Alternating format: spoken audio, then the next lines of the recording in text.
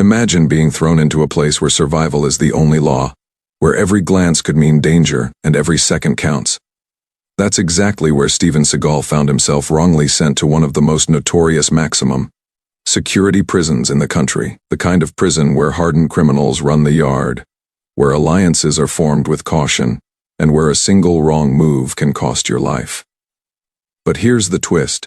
No one, not the guards, not the inmates, not even the prison warden, had any idea who they were dealing with. Steven Seagal, world-famous action star to some, calm and unassuming to others, was actually a Delta Force commander, trained in survival, combat, and strategy that few could even imagine.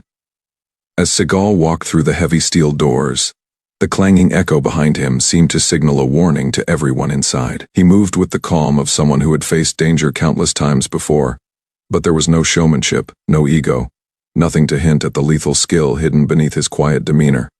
To the prisoners and staff, he looked like any other man caught in the system, another inmate destined to learn harsh lessons. Inside, tension hung thick in the air. Prisoners whispered in corners, sizing him up, wondering if he was strong, weak, or just another scared newcomer. Meanwhile, the guards went about their routine, unaware that one of the most dangerous men alive was walking the same corridors as them. Silent, observing, calculating in the yard. Eyes followed him. Some mocked, some challenged, and others merely stared, trying to gauge if this was someone to fear. But Seagal didn't react to provocation. He didn't brag, he didn't fight. He didn't announce his abilities. Every step he took, every movement he made, was controlled and deliberate. A man who knew that true power often lies in restraint. Little did anyone know the calm, collected man in the old jacket and jeans was about to completely shift the balance of power in that prison. Not with violence, but with the quiet confidence and training of a Delta Force operator. And what happened next would leave everyone questioning everything they thought they knew about strength, fear, and survival. The transfer to the maximum security prison had been a simple administrative error, at least on paper. A misfiled document, a clerical oversight, a routine mix-up that landed Steven Seagal, a man known to only a few as a Delta Force commander, in a place where danger lurked around every corner. Yet, while most inmates were hardened by life on the streets, Seagal's calm demeanor and controlled movements made him almost invisible at first. The kind of invisibility that only comes from someone who has spent years training to survive in situations far worse than this. From the moment he entered the prison gates, Seagal noticed everything. The heavy clanging of iron doors, the smell of disinfectant mixed with sweat and fear, the wary eyes of guards scanning the yard with practiced suspicion. All of it painted a picture he had already studied in his mind. Prison, for most, was a war zone.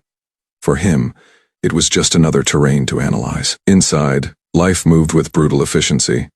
Prisoners adhered to a hierarchy, one built on intimidation, alliances, and the occasional act of violence. New arrivals were always the most vulnerable. They were tested, prodded, and often forced to prove their worth to avoid becoming targets. And today, the newest arrival was none other than Seagal. To the other inmates, he was just another man who looked out of place, the quiet type, the man who didn't speak much but carried himself with a strange confidence. That confidence alone made a few of the hardened gang members uneasy. By the first hour, small incidents began to unfold. A group of prisoners approached him in the yard, flexing and posturing, trying to gauge whether he would react. They circled him, whispered threats, and even shoved him lightly. The average man would have panicked or reacted defensively. Seagal didn't flinch. Instead, he simply adjusted his posture, maintained eye contact, and waited. His silence was unnerving, a subtle message that he was aware of every movement, every angle, every intention. Meanwhile, the guards remained oblivious. They patrolled the yard, calling out orders, managing small fights, and noting which prisoners were troublemakers. No one considered that the quiet man in jeans and an old jacket might be more dangerous than the entire yard combined. That beneath his calm exterior lay the training of a Delta Force commander. A man who had survived the deadliest missions in the world and emerged unscathed. Inside the cell blocks, whispers began to spread. Some inmates recognized him from films or public appearances, but most didn't. And those who did notice him underestimated him completely. They assumed the Hollywood persona was all there was, charisma and action scenes, not tactical brilliance and combat expertise. Yet those who watched him closely began to notice small things. The way he walked, the way he observed people, the way he seemed to anticipate movements before they happened. Even the prison hierarchy began to shift subtly. Gangs that prided themselves on control and intimidation suddenly hesitated. They were used to new inmates panicking, to seeing fear in their eyes. But Seagal displayed none of it. He didn't brag, he didn't fight, and he didn't look for trouble. His calm presence alone started to demand respect. It was a silent assertion of dominance, not through violence, but through skill, awareness, and restraint. Within a day, minor challenges escalated. A younger inmate, ambitious and reckless, tried to provoke him openly in the cafeteria. A shove here, a whispered insult there.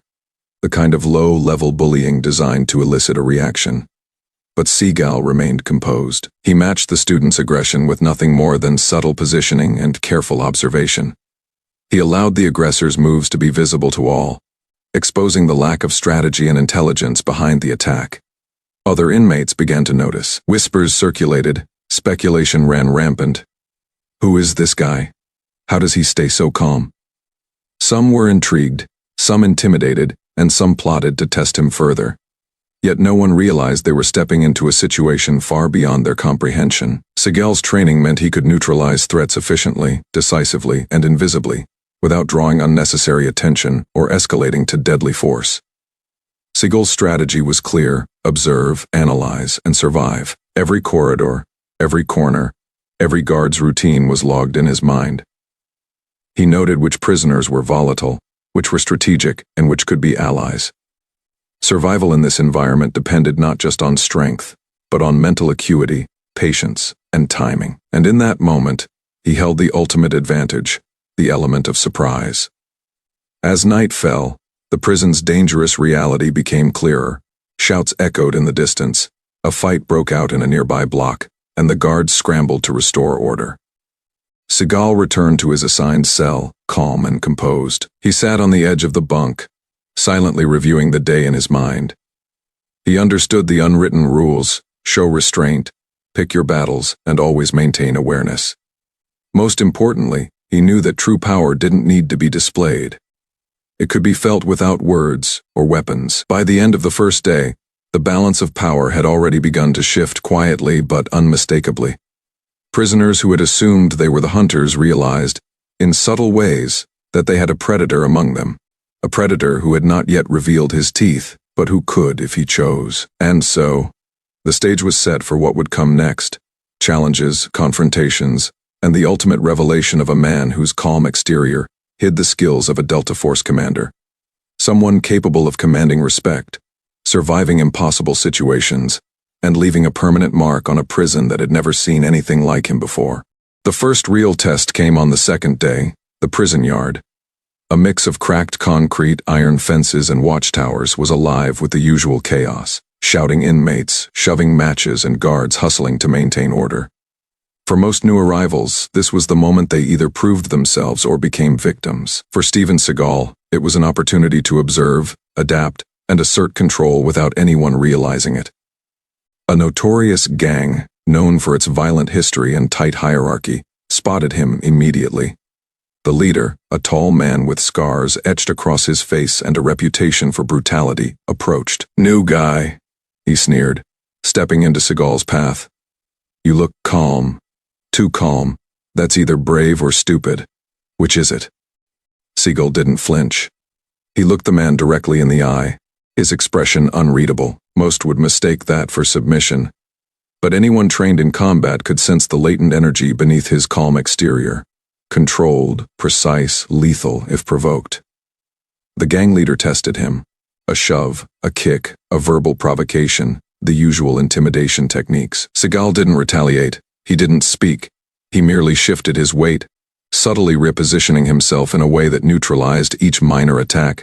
Observers would later describe it as almost dance, like a fluid series of movements that left the aggressor frustrated and confused. Other inmates began to gather, sensing something unusual. "Who's this guy?" whispered a hardened prisoner. "He doesn't fight, yet he doesn't fall, and he's not scared." But the real test came during the evening. Prison life doesn't pause. Fights break out, alliances are tested, and survival often depends on instinct. In the mess hall, a younger inmate tried to provoke Seagal again, hoping to show dominance. He pushed Seagal's tray, tried to trip him, and shouted insults expecting retaliation. Seagal reacted in the only way a Delta Force commander could: subtle, controlled, and perfectly measured. He moved with minimal effort, redirecting the push so that the young man stumbled into a chair without harm. A quiet nod, a single glance, and the tension was diffused. No one outside his mind could see the strategy unfolding, but those paying attention could feel the shift in the room's energy. Respect had been earned silently. Meanwhile, the gang leader was furious. His pride hurt. He orchestrated a more direct confrontation. A few trusted members cornered Seagal near the laundry area, their intentions clear to the untrained eye. It looked like a violent showdown waiting to explode. But Seagal had already analyzed every angle: exits, walls, potential weapons, and even guard rotations. He wasn't just reacting, he was planning, anticipating every move before it happened. The confrontation began. Hands reached out, aggression flared. Seagal used only his weight, balance, and precision to neutralize each move without causing permanent harm. A punch redirected, a grab countered, a shove deflected, all executed with minimal movement. Conserving energy, maximizing control. Within moments, the attackers were off balance, frustrated, and exhausted, while Seagal stood calm, almost serene. Inmates watching began to whisper, fear creeping into their conversations. He's not just lucky, he knows exactly what he's doing. Some tried to rationalize it. Maybe he was trained in martial arts, maybe he had military experience. None guessed the full truth: Delta Force. The realization that they had underestimated him spread like wildfire. Even the guards began to notice. A fight that should have escalated into chaos ended almost seamlessly. The warden's office received reports: a mysterious new inmate who neither started nor lost fights, yet somehow controlled the outcome. Suspicion mingled with awe. No one knew how to classify him: threat or asset. As the days progressed, Seagal continued to navigate the dangerous prison ecosystem. He identified allies, those who had been cautious, who showed respect, and who could be trusted. He monitored potential threats, understanding their patterns, weaknesses, and motivations. Every interaction was a lesson in human behavior, a tactical exercise in control without violence. By the end of the week, the balance of power in the yard had shifted subtly but unmistakably. Those who had assumed dominance over him now hesitated. Minor aggressions decreased. Respect was no longer demanded. It was quietly acknowledged. Seagal's conflict was never about brute force. It was about strategy, observation, and restraint. He showed that true power doesn't always announce itself with noise or aggression. Sometimes it moves quietly, like a shadow, unseen but undeniably present. And while the prison remained dangerous, unpredictable, and volatile, one truth became clear: anyone who underestimated Steven Seagal was about to learn a lesson they would never forget. Because when you're trained to survive the most lethal situations on Earth, even a prison yard full of hardened criminals becomes a calculated environment. And Seagal was always 10 steps ahead. The prison had always been a place where power was displayed loudly: a shove, a punch, a shouted warning. But with Steven Seagal, that unspoken rule no longer applied. By the third day, whispers had begun to spread across the cell blocks. Inmates who had tried to provoke him found themselves unsettled not by fear alone, but by an awareness that there was something different about him, something they couldn't quite identify. The first incident that truly shook the prison occurred in the yard during a routine exercise. A gang trying to assert dominance surrounded Seagal, closing in from all sides. Typically, this would have resulted in a chaotic brawl. But instead, Seagal moved with the kind of precision and control that seemed almost unnatural. Each shift in weight, each slight adjustment of stance, subtly directed the aggressor's movements without them realizing it. It wasn't a fight in the traditional sense. No one was injured, yet the gang leader suddenly realized that every attempt to intimidate or strike him was being countered effortlessly, almost invisibly. He glanced at his crew and noticed their confusion. A growing, creeping doubt that something about this newcomer wasn't ordinary. By mid-afternoon, news of the encounter had spread through the prison like wildfire. In the common areas, whispers turned into cautious conversations. Who is he? He didn't even fight back, and still, he won. Maybe he's ex-military. Even the guards began to take notice. Routine reports reached the warden. A new inmate who seemed calm, unreactive, and capable of diffusing potential fights without ever raising his voice or throwing a punch. Cameras caught him stepping into tense situations and leaving them resolved without chaos. For a place like this, where order was fragile and violence routine, it was unprecedented. The reaction wasn't just from the hardened criminals. Even the smaller, weaker inmates began to adjust their behavior around him. Fear mixed with curiosity. Some sought him out, trying to gauge his personality, to see if there was a weakness they could exploit. Others silently observed from afar, learning that provocation led nowhere and restraint commanded respect. Seagal himself never sought attention. Every move he made was calculated. He watched, he analyzed, he positioned himself strategically. He understood the power of perception, that influence often mattered more than strength, and that the mere suggestion of skill could be more effective than a display of it. In this environment, perception became a shield, a weapon, and a tool of survival. By the fourth day, small acts of defiance toward him stopped. Even the most notorious troublemakers began to hesitate before stepping too close. They didn't know why, but instinct told them that underestimating him could have consequences far beyond what they were used to. In the warden's office, conversations took a different tone. The guards described the events. He didn't fight, but he made the gangs back off. It's like he's controlling the yard without touching anyone. Reports grew more detailed with each passing hour for a man who was supposedly just another inmate. Seagal was leaving a mark, quiet, calculated, and undeniable. Meanwhile, word began to circulate among the prison's hierarchy. Inmates who controlled the blocks, who thrived on fear and intimidation, started to re-evaluate their tactics. Seagal wasn't acting aggressively, yet he disrupted the normal order of things. They tried to interpret his silence, his calm, his movements, and failed every time. He had turned the yard into a chessboard, and he was playing the game several moves ahead of everyone else. Even small interactions had a ripple effect. In the cafeteria, a minor scuffle between two inmates escalated, or it should have. Seagal intervened with a subtle shift of body weight, a carefully chosen glance, and suddenly tempers cooled.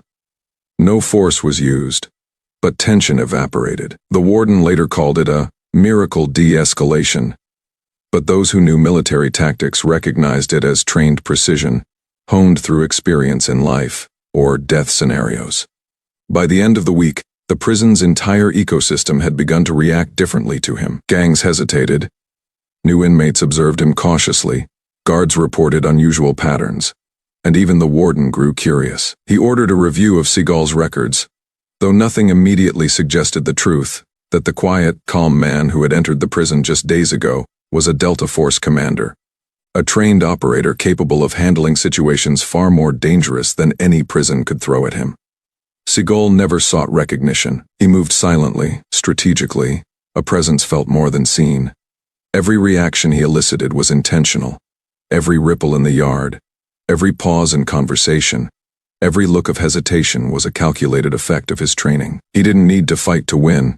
He only needed to exist, and the prison itself seemed to acknowledge his authority. By the seventh day, the inmates had begun to speak of him almost in hushed reverence. He doesn't just survive. He controls everything without fighting. One whispered to another. I've never seen anyone like him. And while the guards, staff, and warden were still unaware of his Delta Force background, the reactions of everyone around him, respect from hardened criminals, caution from guards, and awe from weaker inmates, all pointed toward a single truth. Steven Seagal was no ordinary prisoner. He was a man whose skills, awareness, and discipline had already begun to transform the prison dynamics, setting the stage for the ultimate reveal. The calm, quiet presence of one man had shifted the balance of power, and no one inside yet understood the full scope of what they were witnessing. The tension was building, and everyone in the prison was about to learn that sometimes the deadliest weapon isn't what you can see, it's what you can't. By the end of the first week, the prison had already begun to change around him. Seagal's presence was felt everywhere, In the yard, the cell blocks, the cafeteria, inmates who had once ruled through intimidation now hesitated. Guards walked a little more cautiously, and whispers of the new prisoner who could control the chaos without fighting circulated like wildfire. Yet no one knew the full truth. Not even the warden. It all came to a head on a cold, gray morning when an administrative review of the inmate files was finally completed. A minor paperwork discrepancy, one that had caused Seagal's transfer in the first place, now drew serious attention from the higher authorities. The warden sat in his office, scrolling through records, when he paused, staring at a name he thought he recognized: Steven Seagal. At first he assumed it was the actor, a strange coincidence. But as he examined the files, his eyes widened. There it was: military history, special operations assignments, combat awards, Delta Force deployments, high-level tactical training, and classified operations that few, even in the military hierarchy, could verify. The quiet, composed inmate in cell block C was no ordinary man. He was a Delta Force commander trained to handle life or death situations with precision, strategy, and calm under pressure. The warden immediately called a meeting with senior guards. "Do you understand what this means?" he asked, his voice tense. "The man we thought was just a new inmate. He's Delta Force. He could have taken over this yard in minutes if he wanted to." The guards exchanged uneasy glances. Many had already noticed his unusual ability to de-escalate violent situations and neutralize threats without force. But now the pieces clicked into place. Every calculated move, every subtle adjustment in posture, every interaction with gangs and troublemakers suddenly made sense. Meanwhile, word began to spread through the prison. Prisoners noticed the sudden tension among the guards. "Something's happening," whispered one of the gang members, a rough-edged man with a scar across his cheek. "The bosses upstairs are talking about him. Whatever he is, they're scared." Seagal, as always, remained calm. He didn't flaunt his military background. He didn't brag. He allowed the natural flow of events to reveal his abilities. But now, as the warden and administration began fully understanding who he was, the perception of power in the prison shifted dramatically. The gang leaders quickly realized they were no longer dealing with a man who could be intimidated or manipulated. They were dealing with someone who could read them, anticipate their actions, and counter them effortlessly. Someone trained to operate in hostile environments far more dangerous than any prison yard. Fear spread like wildfire. A few tried to test him again, but the hesitation in their movements betrayed their awareness. They were dealing with someone beyond their comprehension. In a private meeting, the warden reviewed the intelligence reports with the prison's security team. "We've underestimated him," he admitted, shaking his head. "We thought he was calm, maybe lucky, maybe skilled in hand-to-hand combat. But this is Delta Force level training. He's a predator who doesn't need to attack. He survives and dominates quietly, and the yard, it's already safer because of him, but if provoked, he could control it completely." The revelation sent shockwaves through the prison hierarchy. Guards who had previously dismissed minor incidents as luck now realized Seagal had been calculating every move, subtly asserting control, and protecting weaker inmates without breaking a sweat. The gang leaders' whispered threats lost credibility. Even the toughest prisoners hesitated when approaching him. Respect wasn't just being earned anymore. It was being demanded silently by the sheer weight of his presence. Seagal's reaction to the reveal: as calm as ever. He didn't boast. He didn't gloat. He simply continued to move through the prison with precision, observing, analyzing, and maintaining awareness. He had no need to show his strength. The knowledge of it was enough to reshape the prison environment entirely. The inmates who had once mocked him now quietly acknowledged him. Some approached him for advice. Others kept their distance entirely. Guards treated him with caution and respect, aware that any misstep could trigger consequences beyond their understanding. The warden, once skeptical, now recognized him as an asset. His presence alone had stabilized a prison known for chaos and violence. By the end of the week, the prison had fundamentally shifted. Steven Seagal had arrived as just another inmate, quiet and unassuming, but his Delta Force background, combined with unmatched awareness and restraint, had transformed the dynamics of the prison. Fear, respect, and admiration quietly intertwined, creating an environment in which survival and order were suddenly within reach, all without a single display of lethal force. The reveal wasn't just about military skill or physical prowess. It was a reminder that true power doesn't need to be loud. True strength is often silent, controlled, and precise. Those who had underestimated him learned that day that appearances are deceptive, and that sometimes the most dangerous and capable person in the room is the one who seems to be doing the least. And as Seagal walked through the prison corridors that evening, calm and composed, the whispers followed him, not just of fear, but of awe. Everyone knew now that they weren't just witnessing a man surviving a dangerous environment. They were witnessing a master at work, a Delta Force commander whose silent presence had changed everything. After the revelation of his Delta Force background, the prison dynamics began to shift rapidly. What had started as whispers and cautious glances became a palpable atmosphere of respect, awareness, and, most importantly, order. Steven Seagal didn't celebrate or flaunt his skills. He simply moved with purpose, continuing to observe, analyze, and subtly influence the environment around him. The gangs, once confident in their unchecked power, now hesitated before approaching him. Even small confrontations ended before they began. It wasn't fear alone that restrained them. It was the knowledge that Seagal's presence was calculated, disciplined, and unpredictable. Every minor skirmish, every tense exchange, was now weighed carefully by those around him, because they understood, instinctively, that he could neutralize threats without raising his voice or using overt force. Seagal's first priority wasn't asserting dominance. It was stabilizing the prison. He began to subtly guide interactions between inmates, intervening in conflicts before they escalated. A disagreement over a trivial matter in the cafeteria could have easily erupted into violence, but Seagal would step in with a calm, authoritative presence, positioning himself in a way that diffused tension. No one realized the technique at work. Subtle body language, controlled tone, and calculated positioning. All skills honed from decades in Delta Force operations. The guards, who had previously struggled to maintain order in the yard and cell blocks, were quietly grateful. Seagal didn't need to be told to help. His actions reduced the number of incidents, improved compliance, and prevented serious altercations. The warden began to understand that the key to safety wasn't force. It was strategy, observation, and influence. Seagal had mastered all three.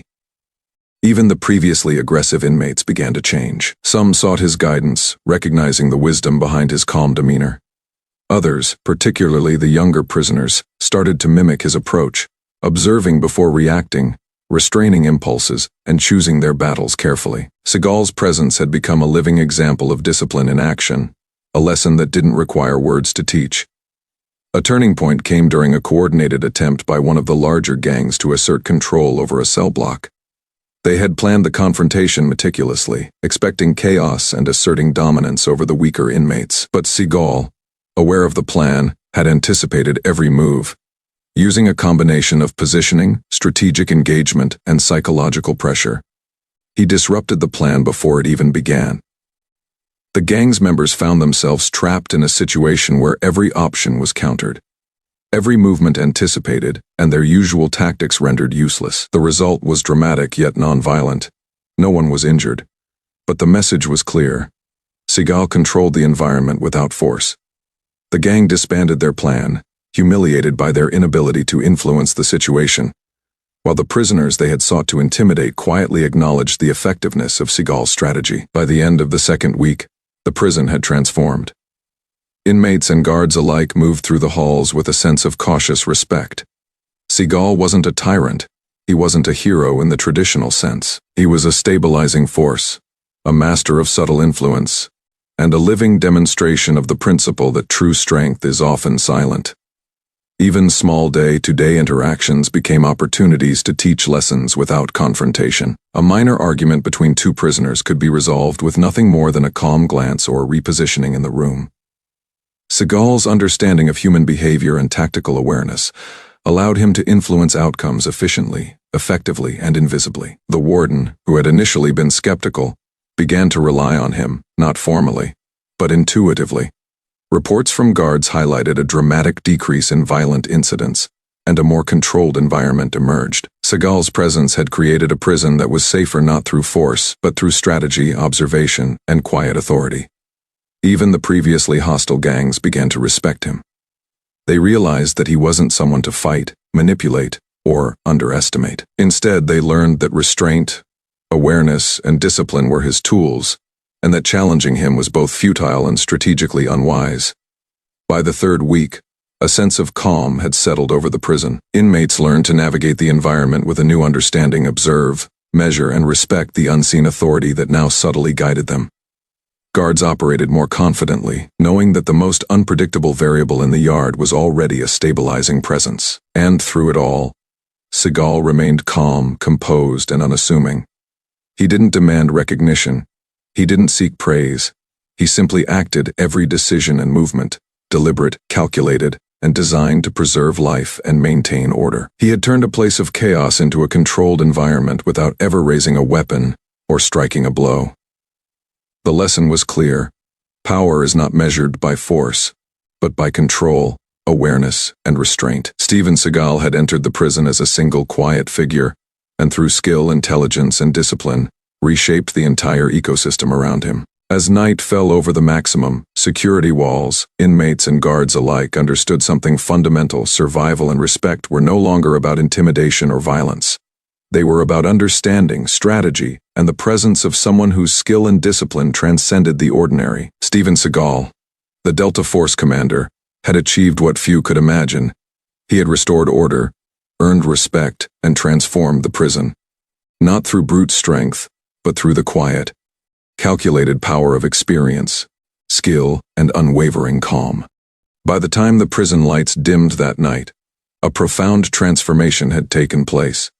What had begun as an ordinary facility for hardened criminals had shifted into a place of unexpected order, all because of one man, Steven Seagal, a Delta Force commander whose presence alone had reshaped the prison ecosystem. The true power of his time there wasn't in brute force or intimidation. It was in discipline, strategy, and restraint. Seagal had demonstrated that real strength isn't loud. It isn't about making threats or striking first. It's about controlling the environment, understanding human behavior, and acting only when necessary. Every movement, every glance, every subtle adjustment in posture had sent a silent message. Respect is earned, not demanded, and strength can be quiet, yet absolute. Inmates who had once bullied others, flaunted dominance, or relied on violence began to behave differently. They had witnessed, often without realizing it, how one man's calm confidence and calculated presence could neutralize aggression effortlessly. They learned that challenging him was pointless, that survival, influence, and respect weren't about fists or weapons, but about awareness, patience, and tactical intelligence. The guards had learned the same lesson for the first time in months. Routine yard checks, cell block rounds, and conflict management felt manageable. Seagal's quiet authority had changed the prison from a volatile, chaotic environment into one where tension was balanced. Threats were contained, and even small confrontations were diffused before they escalated. The warden, previously skeptical and frustrated, now understood that true leadership isn't about control through fear. It's about control through skill, observation, and influence. Even the gang leaders, notorious for ruthless dominance, had begun to internalize the lessons of Seagal's approach. Their traditional methods of intimidation failed against a man who didn't react in predictable ways. They quickly realized that underestimating someone could lead to strategic defeat without a single punch thrown. It was a lesson they would never forget. Respect doesn't have to be given. It can be silently commanded. Seagal himself never sought recognition. He didn't announce his military background. He didn't boast about Delta Force, medals, or missions. To the inmates, guards, and warden, he remained calm, composed, and unassuming. But the results were undeniable. The prison had become safer. Conflicts were minimized. Weaker inmates were protected, and an unspoken hierarchy of respect had emerged, centered on the man who understood that true power lies in knowledge, skill, and patience, not aggression. As the days passed, the story of Seagal's presence became almost legendary within the prison walls. New inmates were warned, respect him, observe him, and do not underestimate him. Everyone instinctively understood that his authority was not derived from violence, but from quiet competence and discipline. Those who had mocked him initially had learned the hard way that appearances could be deceiving. And this lesson extends far beyond prison walls. In life, we often encounter people who appear ordinary, quiet, or unassuming. We underestimate them, dismiss their abilities, or assume they lack power. But sometimes the most extraordinary strength is hidden, subtle, and silent. Like Seagal, it doesn't need to shout to command attention. It doesn't need to fight to dominate. It doesn't need to prove itself to anyone. It simply is. This is the moral of the story. True power is silent. True respect is earned. Humility and discipline are the ultimate forms of strength, whether in prison, in the workplace, or in everyday life. Those who operate with awareness, restraint, and patience often achieve far more than those who rely on aggression, ego, or intimidation. So, when you encounter someone who seems calm, quiet, or overlooked, remember that there may be a depth of skill, knowledge, and experience that isn't immediately visible. Don't underestimate the quiet ones. Don't dismiss the unassuming. Respect is universal. It should be shown to everyone, not just those who appear powerful. Steven Seagal's journey in the prison demonstrates that discipline, awareness, and silent strength can transform even the most chaotic environment. His presence shifted the balance of power, protected the vulnerable, and earned the respect of everyone around him, all without a single show of force. Call to action: if you believe that true strength is silent and that humility is real power, type Delta Force in the comments. Share where you're watching from. Every kind soul deserves recognition. Remember, power isn't about aggression. Respect isn't about fear. The quiet, disciplined, and aware will always have the greatest influence, just like Steven Seagal.